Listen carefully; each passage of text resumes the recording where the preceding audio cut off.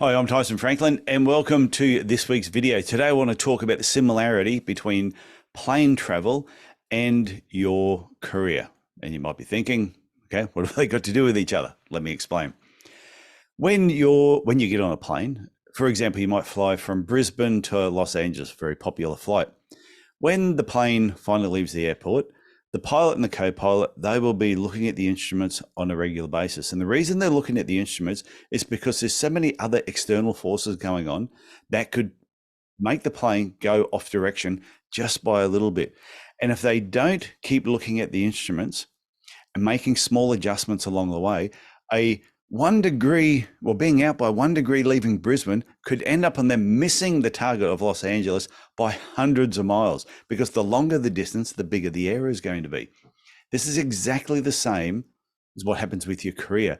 Is when you first graduate and you're deciding where you want to be in the next 5 or 10 years with your career or with your business, what you want to do in the next 5 or 10 years with your business, it's really important to be looking at where you are now, what it is that you want to achieve, and making sure that you're on track. No different to how the pilot makes sure the plane is on track. And if it's off track, they make minor adjustments. You need to do the same thing with your career and with your podiatry business. If you're not achieving the results that you want, you need to be making adjustments. Now, first of all, you need to have goals. If you don't have goals and you're just wandering through life, hoping that things will just fall in front of you and work out well, it's going to be really, really hard work. So first of all, you need to have goals, but you need to be reviewing those goals on a regular basis and making small adjustments along the way. So if you want to be a better podiatrist, say a sports podiatrist, or a better podiatrist with high risk feet, you need to be working in those areas or concentrating in those areas a lot more than you normally would. So to make sure you're doing that, you should be setting yourself goals that I'm going to do a certain amount of work in that area. And if for some reason you get off track because life happens, you need to make small adjustments and get yourself back on track, especially if that was something you really wanted to do. So to me, there's 2 ways to improve your career. First way is have goals and be reviewing them on a regular basis.